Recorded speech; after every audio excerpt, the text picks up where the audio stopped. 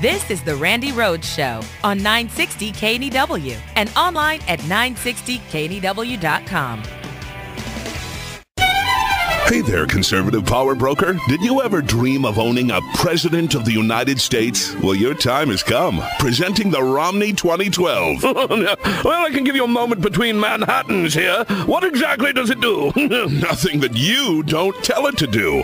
In designing the Romney 2012, we listened to what you, the consumer, said you wanted in a president. And here's what you told us. Pick a Republican with enough working digits to handle a pen to become president of the United States. Now, hold on there. Now, I have to tell you, I bought the George Bush in 2000, you see. Yes, George Bush version 2. And it was just an embarrassment. Awful, terrible. There were a lot of problems with that model, granted. The Romney 2012 is designed to avoid malfunctions. Just hit a button, any button. I'm not concerned about the very poor. I like it. What is this button here? I like being able to fire people. That's wonderful. Excellent. How about this one? Let Detroit go bankrupt. Good show. I do enjoy this.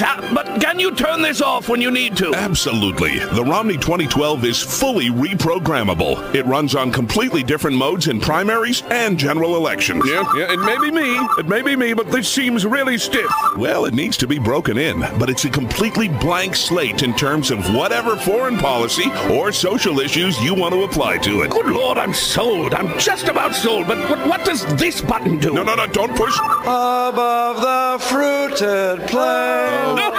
Yes, that function can be disabled. Take our word for it. Once you adjust the settings, the Romney will do whatever you want. Oh, I need a drink.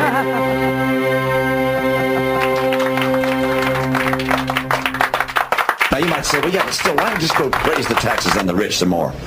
Well, I'll tell you that I read an article in the Boston Globe some time ago. It said the problem with the rich people is that many of them are smart. Wow, that is just an amazing thing. The problem with the rich people is that many of them are smart enough to get out of paying their taxes. Really, this is where we're at now. And the presidency is for sale, and Congress is for sale, and the Senate is for sale, and the Supreme Courts, where you elect the Supreme Court justices, they've been purchased too.